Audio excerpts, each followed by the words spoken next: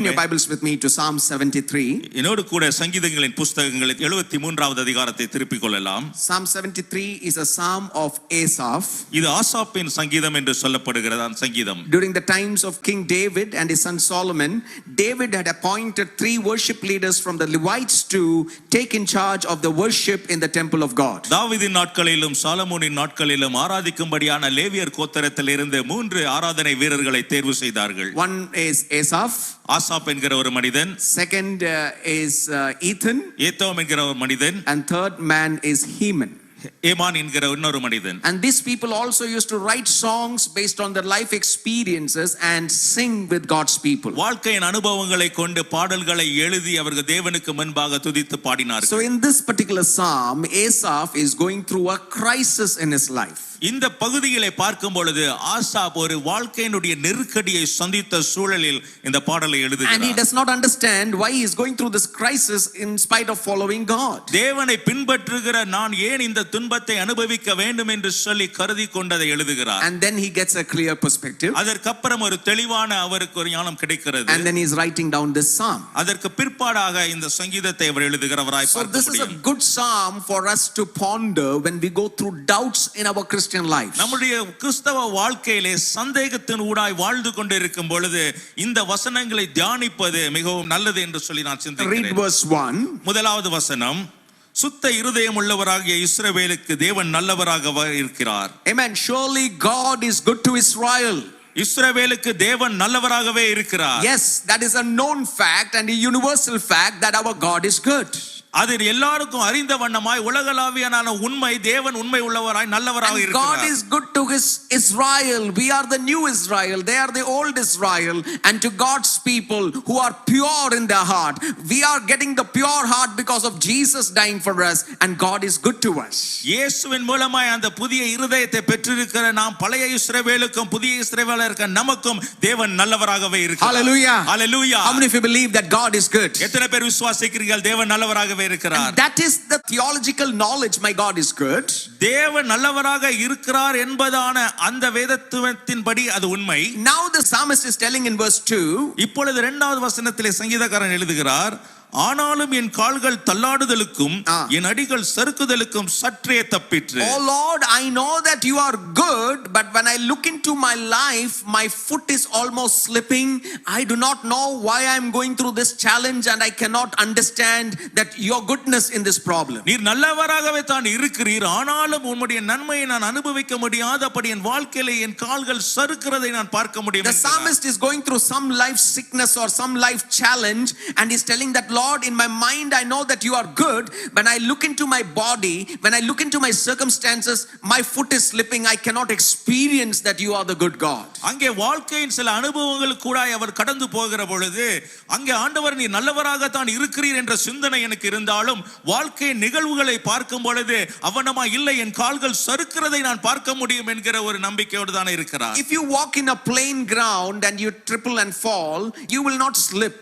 நீங்கள் ஒரு சமமான பூமியிலே நீங்கள் அங்கே விழுந்தீர்கள் என்று சொன்னால் நீங்கள் அங்கே தட்டிக்கு விழுவதற்கான வாய்ப்பு மிகவும் அரிது. Probably the psalmist is picturizing his life situation as walking on a slope with lot of rocks that are falling. ஒருவேளை அவன் பார்க்கிற அந்த விதமானது ஒரு நெடுக்கலான ஒரு பாதை மலையில ஏறுவதை போல ஒரு சறுக்கலான பாதை அனுபவமாய் இருக்கக்கூடும். He is held on to the rope. அவர் அங்கே கைகளை பிடித்துக் கொண்டே இருக்கலாம். But his foot is slipping and the rocks are falling under him. ஆனால் அவர்கள் கால்கள் சறுக்கிற விதத்திலே அந்த பாறைகள் உழுகிறதை போல ஒரு அனுபவத்தை பார்க்கிறார். Oh Lord, I am going through a life experience where everything is going out of my control, and if you are good, why am I going through this situation? வாழ்க்கை நிகழ்வுகளை பார்க்கும் பொழுது எல்லாம் செயலிழந்து போய் எல்லாம் அங்கே ஒரு தரமற்ற காரியமாய் காணப்படுகிறது. ஏன் என் வாழ்க்கையில இப்படி நடக்கிறது? நீ நல்லவராக இருப்பீர் என்றார். We all go through situations of doubt after following Jesus. இயேசுவை பின்பற்றின பிறகு நம்முடைய வாழ்க்கையிலே சந்தேகங்கள் எழும்புவது உண்டு. Lord, if I am your child, why is this suffering in my life? ஆண்டவரே நான் உம்முடைய பிள்ளையா இருக்கும் பொழுது ஏன் என் வாழ்க்கையில இப்படிப்பட்ட பாடுகள்? Why my family is like this? ஏன் என் குடும்பம் இவ்வண்ணமாய் இருக்கிறது? Why there is no peace in my home? ஏன் என் வீட்டிலே சமாதானம் இல்லை? Why am I suffering from this sickness? ஏன் வியாதினாலே நான் பாடு அனுபவிக்கிறேன்? If you are the healer, why can't you heal me now? நீர் சுகம் கொடுக்கிற தேவன் என்றால் ஏன் இப்பொழுது சுகம் கொடுக்கவில்லை? And many times in lives we feel like the psalmist and we come and doubt in the presence of God. அநேக வேளையில் நம்முடைய வாழ்க்கையிலும் இந்த சங்கீதக்காரனை போல தேவ பிரசன்னத்திலே சந்தேகத்தோடு வருகிறோம். And the psalmist is processing his doubt and he's diagnosing why he's having this doubt. எதற்காக இந்த சந்தேகம் எனக்கு வருகிறது என்று சொல்லி ஆய்வு செய்ய அவர் தொடங்குகிறவராய் And he இருக்கிறார். finds in verse 3, மூன்றாவது வசனத்திலே பார்க்கிறோம், துன்மார்க்கரின் வாழ்வை நான் காண்கையில் வீம்புக்காரராகிய அவர்கள் மேல் பொறாமை கொண்டேன். he saw something and that's why he's doubting.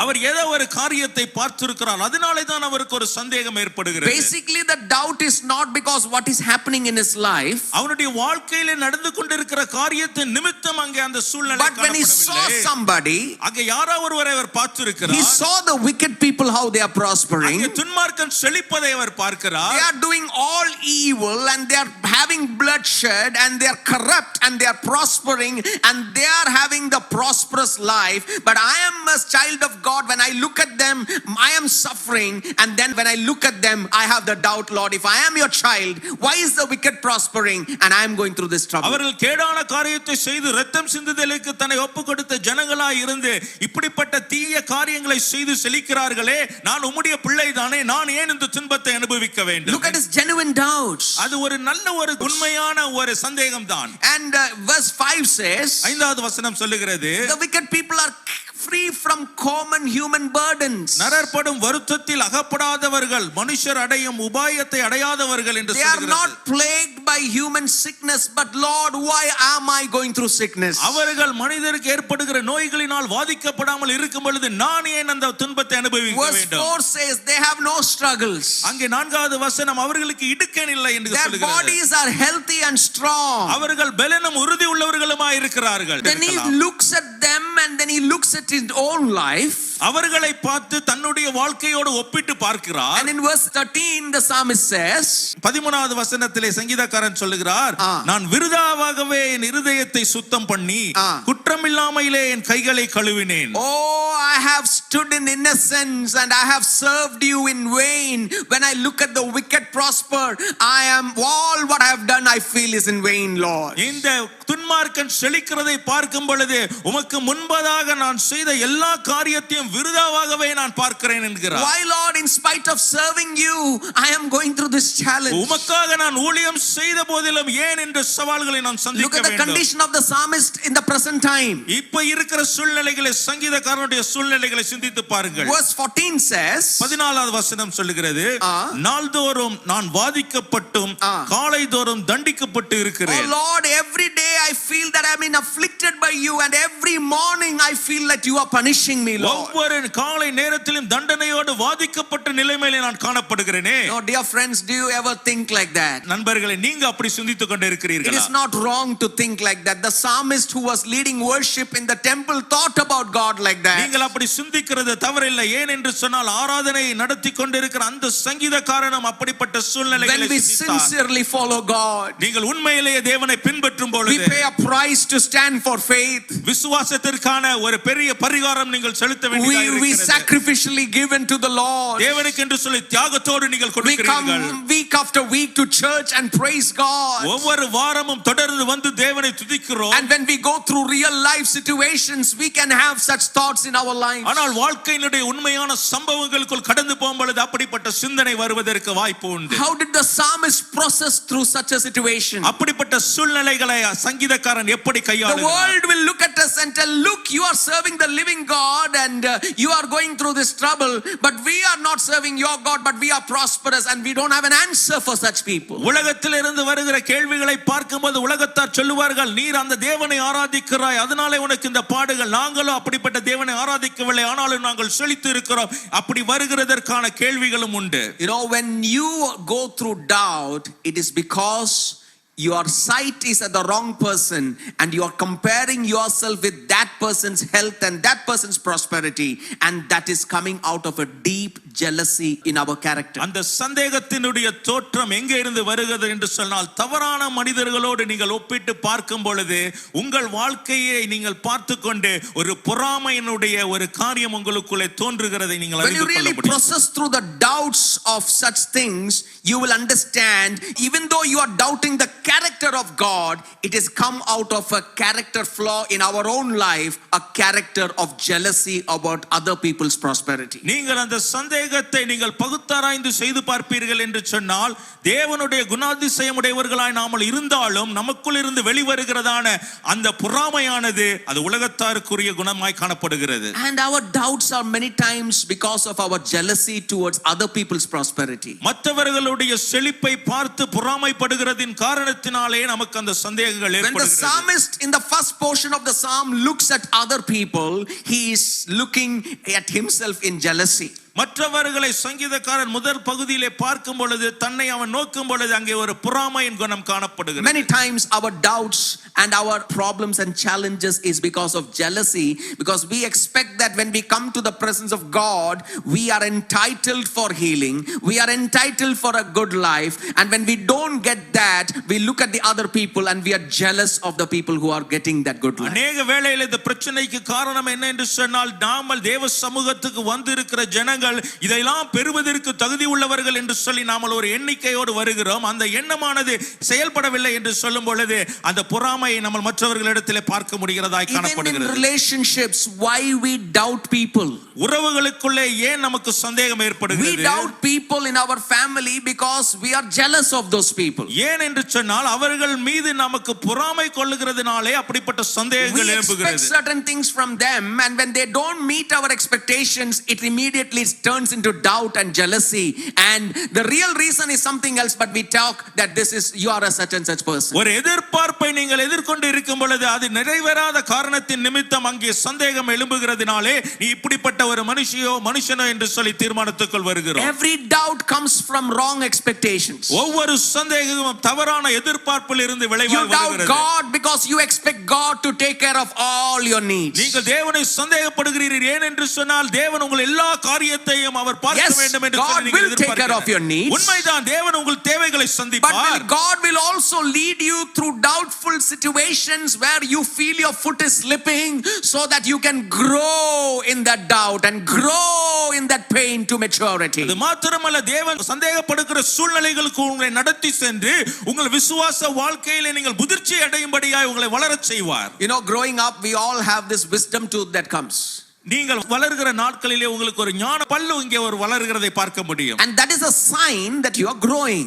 அது நீங்கள் வளர்கிறீர்கள் என்பதற்கான அடையாளம். Is it easy to grow? அது எளிதாக வளர முடியுமா? It is painful. அது கடினமாக இருக்கும். Growth is painful. வளர்ச்சி எப்பொழுதும் கடினமான ஒரு Sometimes காரியம். Christian growth is also painful. கிறிஸ்தவ வளர்ச்சியும் அப்படித்தான் சில வேளைகளிலே கடினமாய் And when we do காணப்படும். not know why we are going through certain situations in our life, it is very painful. It should not turn to doubt God, but it should, those circumstances should make us grow. And like Asaph, tell other people, when we do not know why things are happening, still I will trust in my God. அப்படிப்பட்ட சூழ்நிலைகளுக்குள் கடந்து போகும் பொழுது சந்தேகம் எழும்பக்கூடிய அந்த நிலையிலே நீங்கள் கால்கள் சறுக்காதபடி தேவன் மேல் விசுவாசம் வைத்து ஆசாப் சொன்னது போல இந்த சூழ்நிலைகளையும் நான் விசுவாசிப்பேன். Can somebody lift your hands and shout a hallelujah? ஹalleluya சொல்லலாம். My pain is for my growth. என்னுடைய வேதனை என்னுடைய My வளர்ச்சிக்கான pain காரியம். is for becoming like Christ in my life. பாடுகள் இயேசுவை போல் பிரதிபலிப்பான வளர்ச்சிக்கான காரணங்கள். I will not doubt God. நான் தேவனை சந்தேகிக்க மாட்டேன். And you know what happens when doubt is there in our heart? அந்த சந்தேகம் நமக்குள் இருக்கும் பொழுது என்ன காரியம் நடக்கிறது? We will talk to people in doubt.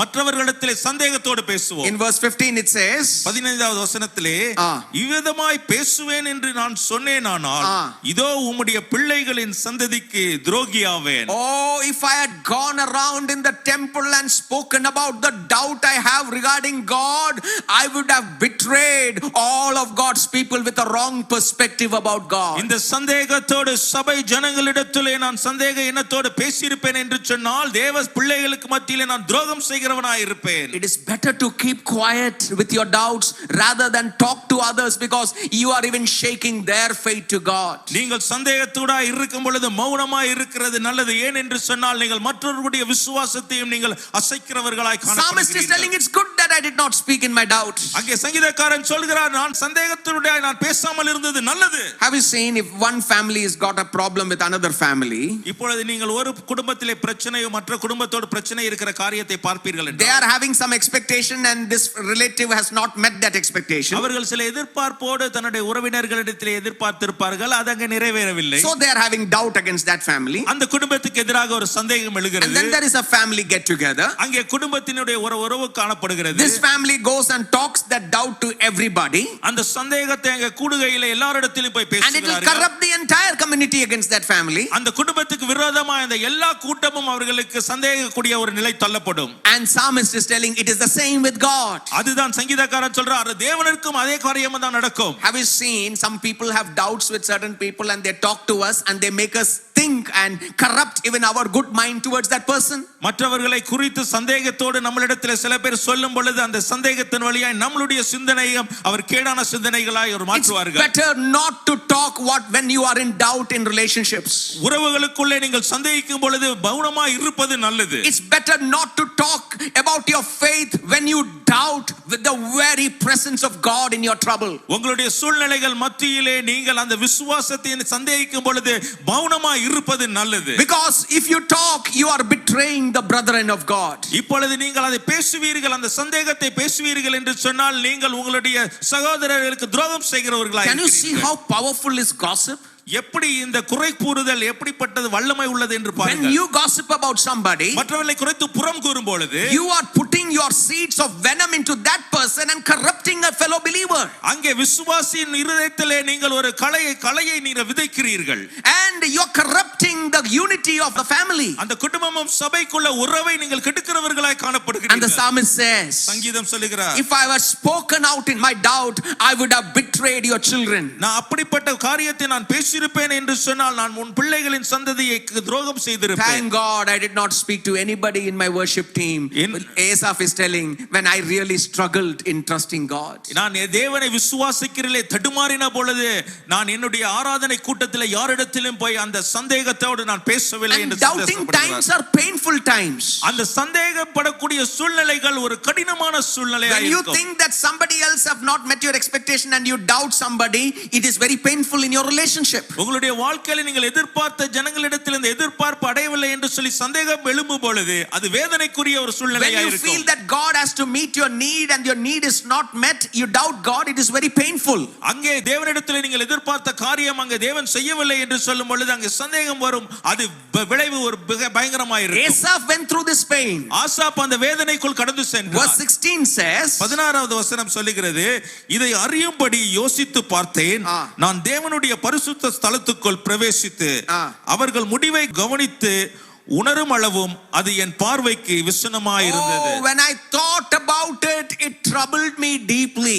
அதை நான் சிந்தித்த பொழுது அதை அதிகமாய் வேதனைக்குள்ளாக்கினது. So when you go through a challenge in your faith, a crisis in your life, it will definitely trouble us when we think about it. வாழ்க்கையில சவால்களையும் நீங்கள் நெருக்கடியும் சந்திக்கும் பொழுது உங்கள் இருதயத்தை அதை வேதனைப்படுத்துகிறது. When you have a doubt against somebody and you carry it in your heart, it will deeply trouble you when you are carrying and thinking about it. மற்றவர்கள் மேல் அந்த சந்தேகத்தை இருதயத்திலே நீங்கள் சுமக்கிறவர்களாய் இருந்தால் அந்த இருதயம் பாடுள்ளதாய் காணப்படும். Are you troubled deeply because what is happening in your life? உங்களுடைய வாழ்க்கையில நடக்கிற நிகழ்வுகளை பார்த்து நீங்கள் இருதயத்திலே கலக்கம் உள்ளவர்களாய் இருக்கிறீர்களா? Maybe Lord, I am serving you, but why am I going through this challenge? ஆண்டவரே நான் நான் ஆராதிக்க தான் வழிபடுகிறேன், ஏன் எனக்கு இந்த வேதனை? I am serving you and I am sacrificing, but why are people misunderstanding me? உமக்கு தானே ஊழியம் செய்கிறேன், உமக்கு தானே தியாகம் செய்கிறேன், ஏன் ஜனங்கள் என்னை I am சந்தேகிக்கிறார்கள்? serving you, but why is this diagnosis? Why is this problem? Why is this sickness in my life? உமக்கு தானே ஊழியம் செய்கிறேன், ஏன் இந்த வியாதி, ஏன் இந்த வியாதிக்கான வைத்தியம்? When I try to understand, it is very troublesome. அதை குறித்து நான் தியானிக்கும் பொழுது அது எனக்கு மிகவும் வேதனை. When I speak about it to others, others are also betrayed in my doubt.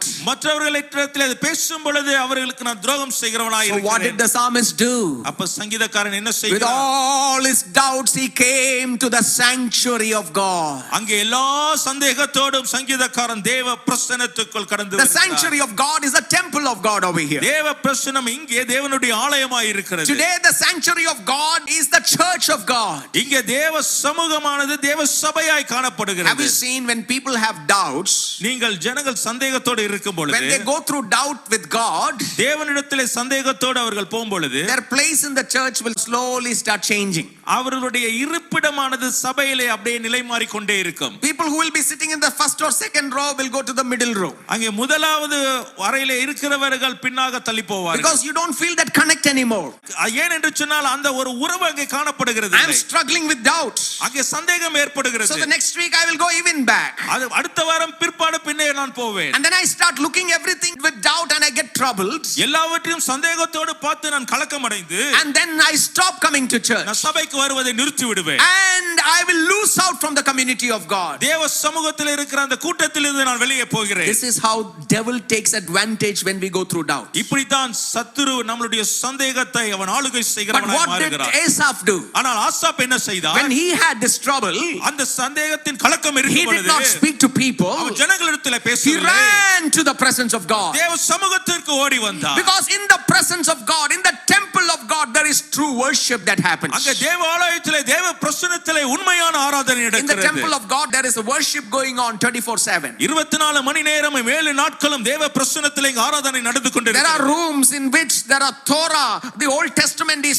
taught and debated and preached in the temple of God. அங்கே தேவாலயத்திலே அங்கே தோரா என்று சொல்லுகிற அந்த 5 அதிகாரத்தையும் குறித்து தேவ வார்த்தைகள் அங்கே தியானிக்கப்படுகிறது. There are people fellowshipping from different parts of Jerusalem coming over and enjoying the time in the temple of God. எருசலேமிலிருந்து பல பகுதிகளிலிருந்து ஜனங்கள் கூடி தேவ சமூகத்திலே அங்கே கொண்டாடி There is sin கொண்டிருக்கிறார்கள். sacrifices that are happening. அங்கே பாவ நிவர்த்தி பலி There are செலுத்தப்படுகிறது. thanksgiving sacrifices that are happening. நன்றி பலி அங்கே செலுத்தப்படுகிறது. 24/7 there is the incense of God in the temple of God. 24 மணி நேரம் 7 நாட்களும் அங்கே தேவனுடைய பிரசன்னத்தை அங்கே பார்த்து So with all the doubt and discouragement as he entered into the temple of God, he some point in the worship in the temple, he got perspective and he started getting encouraged in God's presence. அந்த சந்தேகத்தோடு தேவ சமூகத்திலே அவர் ஓடி வந்து பொழுது அங்கே ஒரு நிலையிலே தேவனுடைய அந்த தெளிவான அந்த நோக்கத்தை அவர் அங்கே புரிந்து கொண்டவராய் Read காணப்பட்டார். that verse once again. இந்த மறுபடியும் அந்த வார்த்தையை Verse வாசிக்கிறேன். 16 and 17. 16 17வது வசனம். ஆ. இதை அறியும்படி யோசித்து பார்த்தேன். ஆ. நான் தேவனுடைய பரிசுத்த ஸ்தலத்துக்குள் பிரவேசித்து ஆ. அவர்கள் முடிவை கவனித்து உணரும் அளவும் ஆ. அது என் பார்வைக்கு விசனமாய் இருந்தது. Amen. Where do you take your problems to? உங்களுடைய பிரச்சனைகளை எங்கே எடுத்து Where do you செல்வீர்கள்? take your struggles to? உங்களுடைய பாடுகளை எங்கே எடுத்து கொண்டு Where do you போவீர்கள்? take the questions regarding God to? தேவன் என்ற கேள்விகளை எங்கே நீங்க கொண்டு போவீர்கள்? Into the presence of God. தேவ பிரசன்னத்துக்கு And நீங்கள் when you கொண்டு come to the செல்வீர்கள். presence of God, தேவ பிரசன்னத்துக்கு and நீங்கள் when you வரும் பொழுது, worship the Lord, தேவனை ஆராதிக்கும் பொழுது you will get a perspective of what God is doing in our life. உங்கள் வாழ்க்கையிலே தேவன் என்ன செய்கிறார் என்ற நோக்கத்தை நீங்கள் And புரிந்து கொள்ள somebody முடியும். shout a hallelujah. ஹalleluya சொல்லலாமா? So when you go through the tough time next time, மறுபடியும் நீங்கள் பாடுகளுக்குள் கடந்து don't போகும்போது stop church. நீங்கள் சபைக்கு வருவதை நிறுத்தி Don't விட stop வேண்டாம். fellowship. நீங்கள் உங்களுடைய ஆராதனை குழுவை நீங்கள் That's விட்டு what விட the வேண்டாம். devil wants you to stop. அதைத்தான் சத்துரு விரும்புகிறவனாய் If the இருக்கிறான். devil stops your worship, நீங்கள் ஆராதிக்கிறதை விட்டு if விட்டீர்கள் the devil என்றால், stops your praise, சத்துரு உங்களை துதிக்கிறதை நிறுத்தி he விட்டால், will take you in that doubt and lead you away from God. நீங்கள் உங்கள் சந்தேகத்துக்கு உங்களை தள்ளி தேவ But when பிரசன்னத்திலிருந்து you பிரித்து run கொண்டு to the போவார். presence of God, ஆனால் தேவ பிரசன்னத்துக்கு ஓடி வரும் பொழுது you will get God ministering to your circumstances. தேவன் உங்களோடு ஊழியம் செய்வதை Can somebody give a clap offering to God this morning time? Come on, give it to the Lord this morning. தேவனுக்கு என்று I கொடுக்கலாம். find my answers in the house of தேவ God. பிரசன்னத்திலே எனக்கு பதில் கிடைத்தது. Hallelujah. Hallelujah. I ran to the temple of God. தேவ பிரசன்னத்துக்குள் கடந்து ஓடி And you know வந்தேன். what happened when he came to the temple of God? அங்க தேவ சமூகத்துக்கு ஆலயத்துக்கு வந்தபோது என்ன நிகழ்ந்தது? Perspective changed. அந்தருடைய நோக்கம் சிந்தனை மாறினது. In verse 18 it says, 18வது வசனம், நிச்சயமாகவே நீர் அவர்களை சறுக்கலான இடங்களில் நிறுத்தி பாலான இடங்களில் விழ பண்ணுகிறீர். oh, he is having a different perspective about the worldly people now. இப்பொழுது உலகத்தாரை குறித்து வேற ஒரு சிந்தனை அவருக்கு All வருகிறது. this while he was thinking that he is in slippery ground. இதுவரை நான் சறுக்கிக் கொண்டிருக்கிறேன் என்று சிந்தித்துக் கொண்டிருந்தார். Oh, my foot is failing. ஓ, என் கால்கள் சறுக்குகிறது. Verse 2. இரண்டாவது But வசனம், when he went to the sanctuary, sanctuary of God. ஆனால் தேவ பிரசன்னத்துக்குள் வந்த பொழுது Now we understand that he is in solid ground, and it is the worldly people, the wicked who are prospering, their foot is slippery and their foot is failing. அந்த சங்கீதக்காரன் உறுதியான நிலத்திலே நின்று கொண்டு அந்த உலகத்தார் அந்த துன்மார்க்கர்கள் கால்கள் சறுக்குகிறவர்களாய் He காணப்படுகிறார்கள். got perspective. அங்கே ஒரு சிந்தனை வந்தது. In verse 19 he says, 19வது வசனத்திலே அவர்கள் ஒரு நிமிஷத்தில் எவ்வளவு பாழாய் போகிறார்கள், பயங்கரங்களால் அழிந்து நிர்மூலமாகுகிறார்கள். oh, he understood that their destiny is destruction. அவர்களுடைய எதிர்காலம் ஒரு அழிவு என்று சொல்லி அறிந்து கொண்டார். But I am standing in solid ground. நான் நிலையான இடத்திலே நிற்கிறேன். I know that this struggle that I am going through is for my growth. நான் இந்த பாடுகள் என்னுடைய வளர்ச்சிக்கு என்று சொல்லி நான் புரிந்து கொண்டேன். Even when I go through trouble, God is good. நான் பாடுகளுக்குள் கடந்து போனாலும் என் தேவன் நல்லவராகவே இருக்கிறார். No things will come to my life without the knowledge of my Father. என் வாழ்க்கையிலே பிதாவினுடைய சித்தம் இல்லாமல் ஒன்றும் நிறைவேறாது. He knows the very number of hairs in your head. என்னுடைய தலையிலுடைய முடிகளை எல்லாம் எண்ணி வைத்திருக்கிறார். He values you more than a sparrow. ஒரு ஆகாயத்து பட்சிகளை பார்க்கிலும் நான் மகிமை But உள்ளவனாய் the wicked இருக்கிறார். will perish. ஆனால் துன்மார்க்கனோ அழிந்து போவார்கள். Those who are strong today will be destroyed by the wrath of God. இந்த பலவான்கள் என்று சிந்தித்துக் கொண்டிருக்கிறவர்கள் தேவ கோபாக்கினையினால் And he is அழிக்கப்படுவார்கள். having the perspective of eternity. அவன் நித்தியத்தினுடைய நோக்கம் சிந்தனையை காண்கிறார். Verse 24 says, 24வது வசனம் சொல்லுகிறது, உம்முடைய ஆலோசனையின்படி நீர் என்னை நடத்தி முடிவிலே என்னை மகிமையில் ஏற்றுக்கொள்வீர். முடிவிலே என்னை மகிமையில் ஏற்றுக்கொள்வீர். ஏற்றுக்கொள்வீர். He is telling that even though I walk through this valley of shadow of death, the wicked may be prospering, I know that beyond this life I have an eternal glory and I will live forever with the Lord Jesus நான் Christ. மரண இருளின் பள்ளத்தாக்கிலே நடந்தாலும் துன்மார்க்கர் செழித்துக் கொண்டிருந்தாலும் எனக்கென்று சொல்லி தேவனோடு நித்தியத்திலே நான் வாழ்வேன். Hallelujah. உறுதியை பெறுகிறார். Praise the Hallelujah. Lord. கர்த்தருக்கு So ஸ்தோத்திரம். I will not fret when the wicked prospers. அங்கே துன்மார்க்கன் செழிக்கும் பொழுது நான் அங்கே துக்கம் I will காணவில்லை. not fret even when I am going through tough situations of my life. என்னுடைய வாழ்க்கையிலே கடினமான சூழ்நிலைகள் கடந்து போகும் பொழுது கூட நான் கவலை உள்ளவனாய் இருக்க மாட்டேன். And in verse 23